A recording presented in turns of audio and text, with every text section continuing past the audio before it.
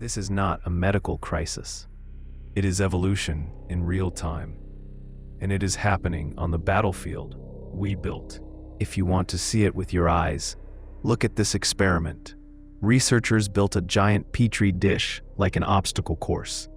The outer ring has no antibiotic, and each inner ring is stronger, sometimes 10, 100, even 1,000 times stronger.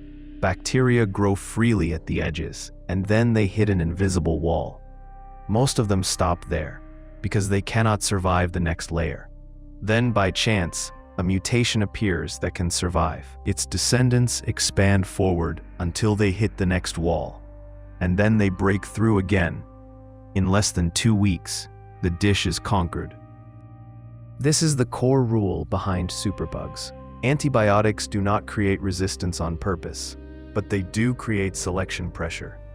They remove the easy-to-kill bacteria and leave behind the survivors, and survivors become the next population. And modern medicine depends on antibiotics. So when resistance rises, everything gets harder. Now let's break down why bacteria can adapt this fast. Bacteria do not need decades to evolve. They reproduce quickly, and there are a lot of them. That combination matters more than any dramatic story about nature becoming angry. Evolution is not a plan. It is a filter applied to massive numbers. If you run enough trials, rare advantages stop being rare. Rule number 1 is simple. Pressure selects survivors. And here is the first twist that people often miss. Resistance is not a modern invention. Antibiotics are not only human medicine. In nature, microbes have been using antibiotic-like chemicals against each other for a very long time. And other microbes have been evolving defenses for just as long. Humans did not invent this war. We stepped into it and scaled it up. And when you scale up selection pressure, you scale up selection. At this point, you might think resistance only appears by slow, random mutation. That would still be a problem. But bacteria have another advantage. They can share genetic tools.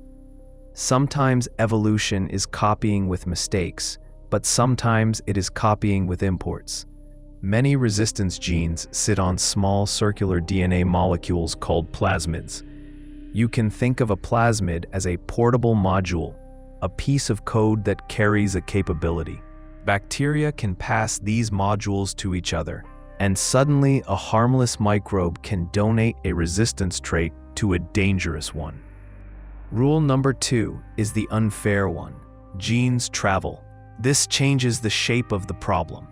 Resistance does not always have to be invented from scratch inside the pathogen that hurts you. It can be acquired. It can be assembled. It can spread through environments where many microbes meet. And then it can show up where it matters most. People like simple morality tales because blame feels like control. But this is not mainly a story about individual guilt.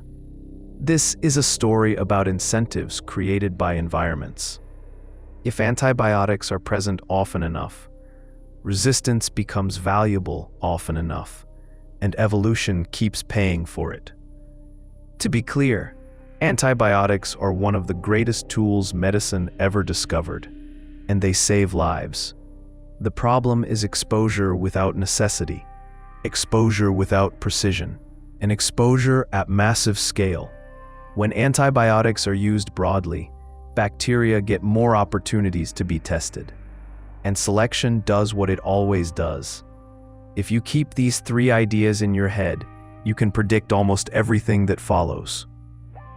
Now we arrive at the place where the abstract biology becomes a daily reality. Hospitals. Antibiotics are used frequently. Vulnerable patients are concentrated in one space. Microbes have many chances to spread, and different strains meet each other.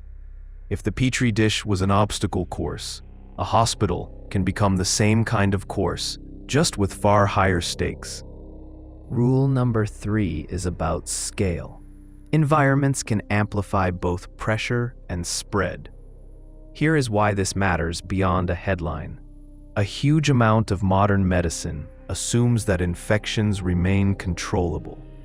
Surgery relies on preventing and treating bacterial complications.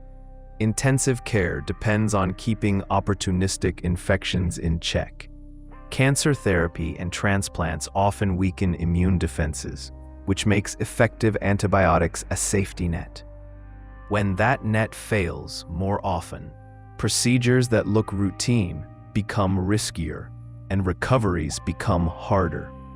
Now the hopeful twist. Resistance is not always free. Many resistance mechanisms come with trade-offs. Pumps that eject drugs can consume energy. Altered targets can work less efficiently. Defensive changes can slow growth. In an environment with no antibiotics, these traits can become baggage. This means we are not powerless. If selection pressure is the engine, then reducing unnecessary pressure matters. If spread is the highway, then blocking transmission matters. This is not about heroics. It is about turning evolution from a sprint into a slow walk. So the strategy has 3 levers. First, reduce pressure through precision, stewardship, and diagnostics that tell us what we are actually treating. Second, reduce spread through infection control, clean air, clean surfaces, and good systems that prevent microbes from moving between vulnerable people. Third, expand options through research, new drugs, and alternative approaches that do not rely on repeating the same selection game forever. The reason superbugs feel inevitable is that evolution is inevitable. But the speed and direction of evolution are shaped by conditions. The Petri dish looks like a warning, because it is. It shows what happens when pressure is high and the path forward is simple. The good news is that pressure is not a law of nature. It is a choice we influence through systems. And this brings us to the strangest twist in the story. Resistance is information written in DNA. If you can target DNA, you can target resistance. Next episode, we talk about CRISPR, a bacterial defense system that evolved to fight viruses, and how humans are trying to repurpose that system into a precision tool, not to outmuscle evolution, but to edit the battlefield itself. If you want the next part, it's already coming.